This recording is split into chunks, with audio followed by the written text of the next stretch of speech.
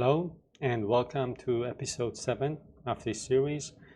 In this episode, we are going to continue talking about communicating with our backend API, and we want to refine the way we fetch data, the way we provide our components with data. So if you recall, in the previous episode, we changed the service and the components.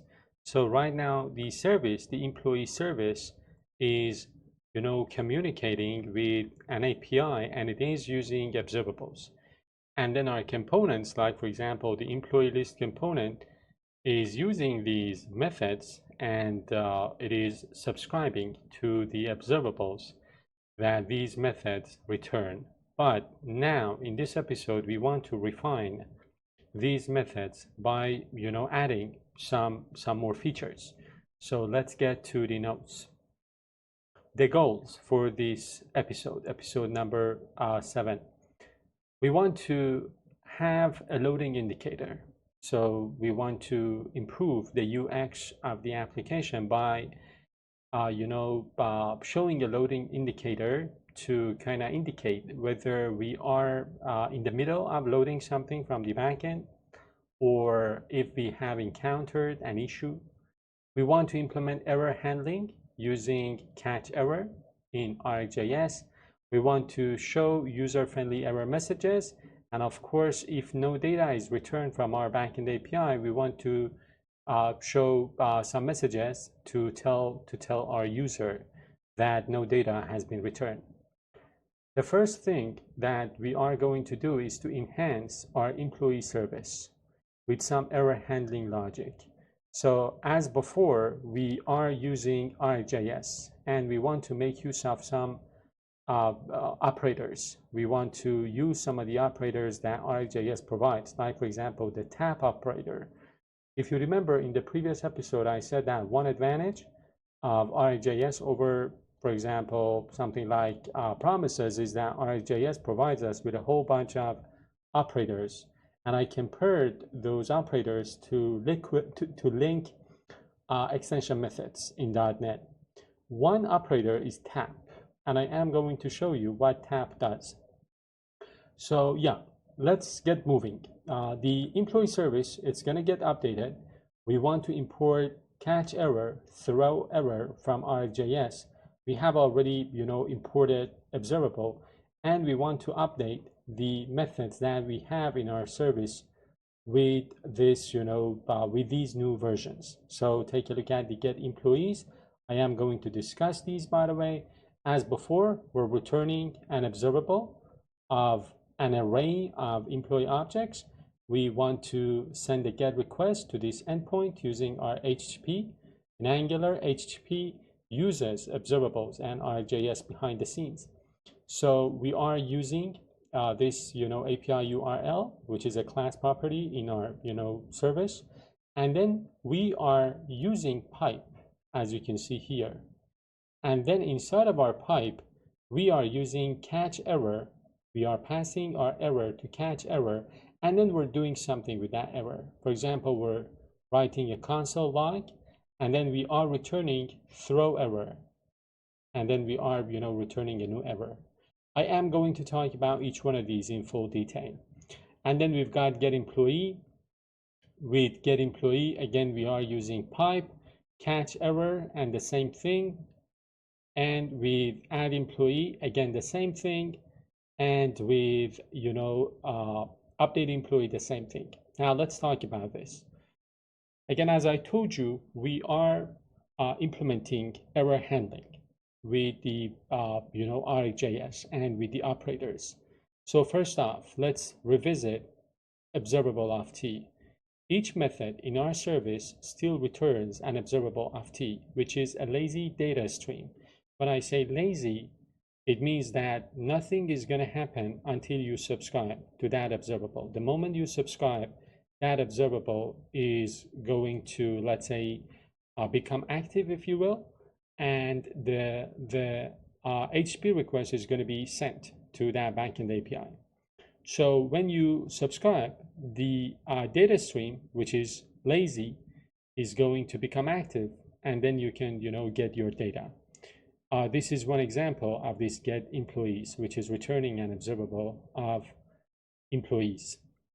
So HP client.get returns an observable that emits once with the HP response data that you get from your backend API. So no HP request happens until you subscribe. Let's talk about this operator now, pipe.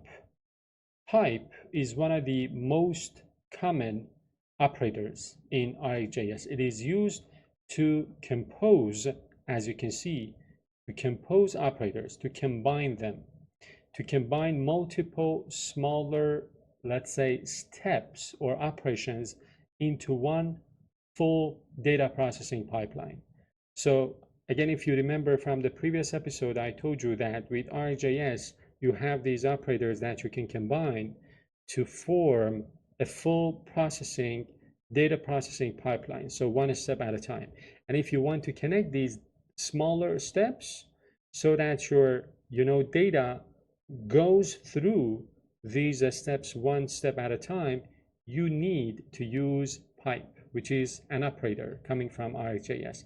So using pipe, you will be able to do things like error handling, mapping, filtering before you get the data from that observable. So think of pipe like a conveyor belt. So the HP result goes through various transformations or error handling steps in this case before reaching your subscribe. So again, take a look at the code that we have here. Again, we are using pipe to do some transformation. In this case, we are adding error handling to our code. So let's continue with the next piece, catch error. You notice that inside of those updated versions of our methods from our service, we have this piece of code. So catch error is another operator in RxJS, and it is used to handle errors, to intercept errors that occur in your observables. We can use catch errors to do multiple things. For instance, we can do logging. We are doing one single and simple console log thing, or you can transform your errors to something else. For example, in this case, we are let's say replacing this with this throw error thing. So this means that first let's do the logging and then return this throw error, inside of which we are creating a new error instance. Or we can provide default fallback. We're not doing this in this case, but it is possible. So remember, using catch error, you can do multiple things. We are logging the error and we are kind of replacing it with a new error object. But it is also possible to do, to create a fallback value. So the throw error section, so it is going to create a new observable that immediately emits an error, and it's a way to, let's say, rethrow the error after doing that logging. So again, this keeps the chain of operations that we have in observables intact, but it allows the subscribers that are going to subscribe to this chain of operations to handle this new custom error which we are throwing. So this is the pattern that we have in our new version of employee service.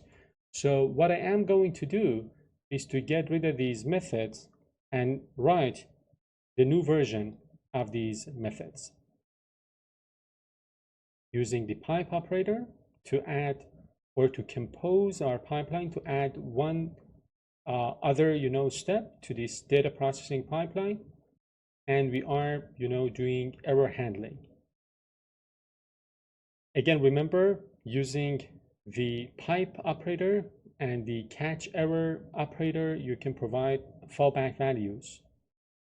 So if, for example, the data is not available in the backend, you can provide your front end with a fallback value. But we're not doing that in this case.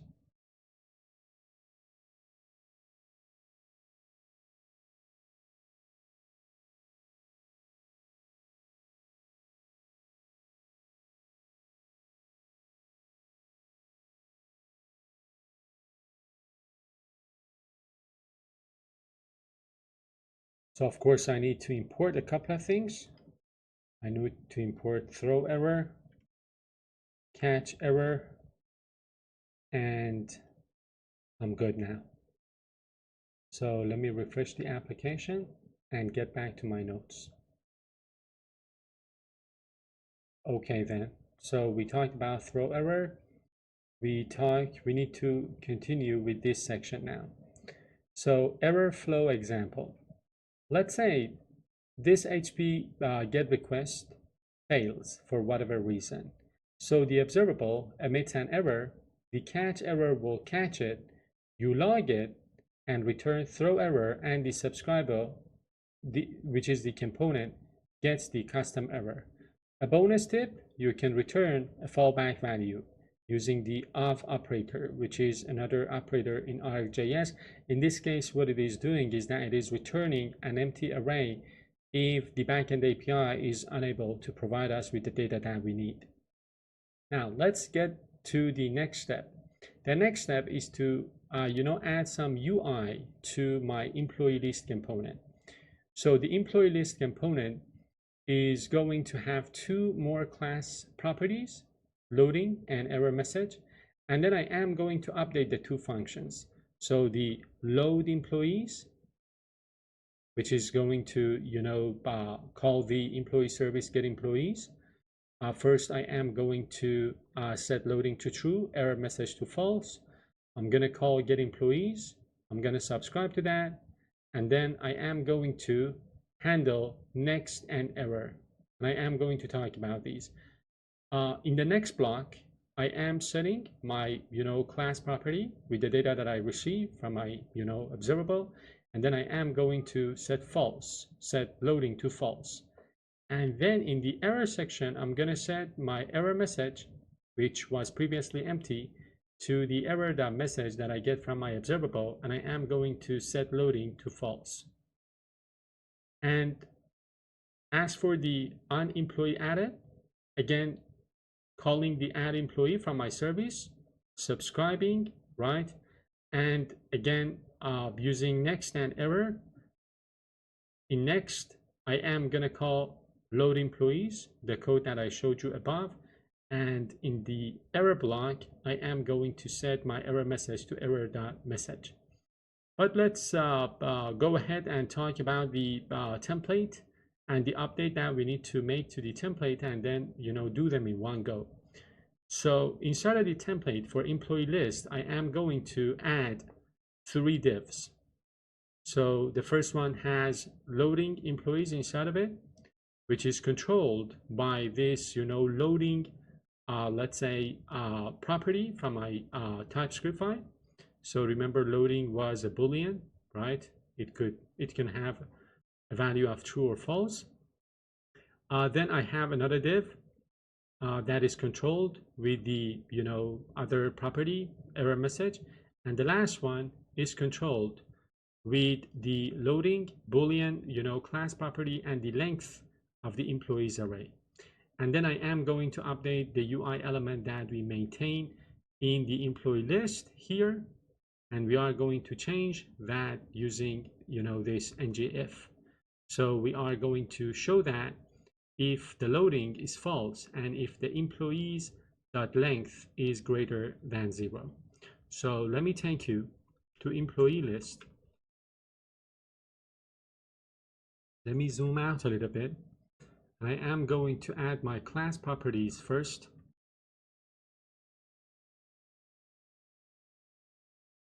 Then what I am going to do is to update the load employees method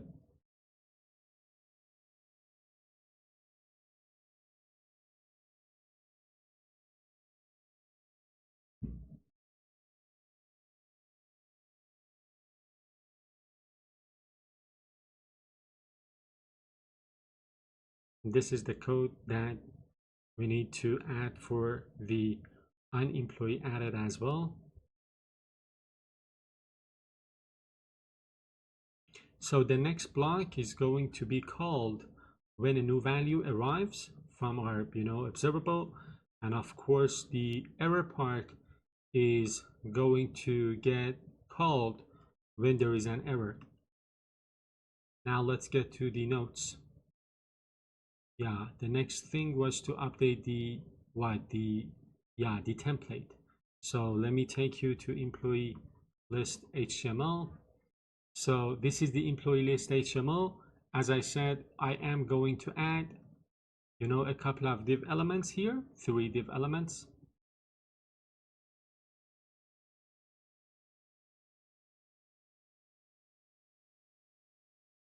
And I am going to update this UL element.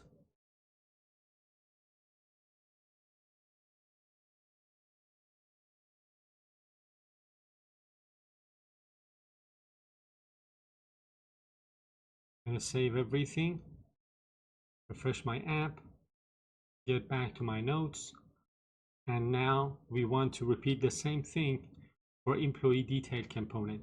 Inside of employee detail, again, the same thing, 2 class properties, right? The update for ng on init. As you can see, we are, setting this loading to true. We are going to call get employees. We have next, we have error on project added. As you can see here, we are, doing the same thing. We are calling update employee. We are, writing this error section to handle, any possible errors. So again, let's get to employee details. Details component.ts. Gonna zoom out a little bit. And I am going to first create my 2 class properties. And then the next step would be to get rid of this ng on init.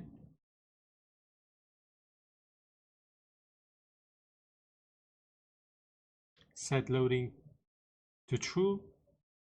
Call get employees, subscribe, and we have 2 blocks, next and error.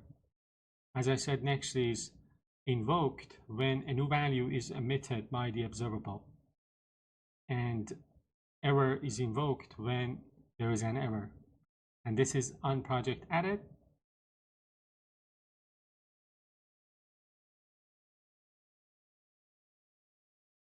So I am going to zoom in a little bit. I'm going to get rid of this piece of code here. And I'm going to rename this ng on init and get back to my notes. So again, we need to make some updates to the employee detail component as well. Inside of the employee detail, again, we have a div which is controlled by the loading class property.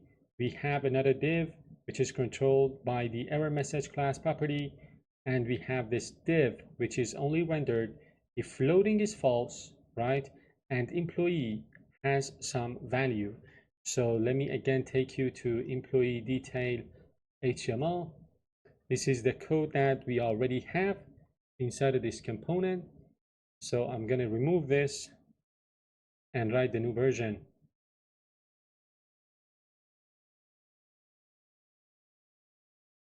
And if you want to know more about the things that are happening here, you can watch the previous episodes, or you can watch some of my other episodes. If, for example, you want to learn more about directives, if you want to learn more about, input props, make sure you watch the previous episodes. So this is, again, the new version of this component. And I am going to, click, for example, on Alice. And I can see the project assigned to Alice. I can, click on Bob and see that Bob doesn't have any projects assigned to him. I can get back to the, employee list component, and let's test something. Let me go to employee service and change this URL to an endpoint that doesn't exist. And I am going to refresh things. Let me pause the video. I guess I need to run my API. I guess the API is not running. So I fixed the issue. the issue was in the employee list component. So we have this load employees, but here there was a typo. So it was like this, right? So I fixed that. And now I'm going to refresh this. And in my employee service, I changed the endpoint to something that doesn't exist. So the endpoint that the backend API provides is actually employees projects.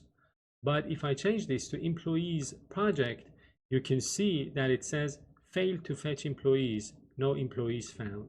Again, it is coming from this, get employees method in our service. So error fetching employees, right? This is the console line that we are making, and then we are returning this error, failed to fetch employees, right? So failed to fetch employees, and then we have this no employees found. If I take you to employee service, the employee list, this is where we are, getting to the get employees, right? And then we are setting, the error message here with error.message.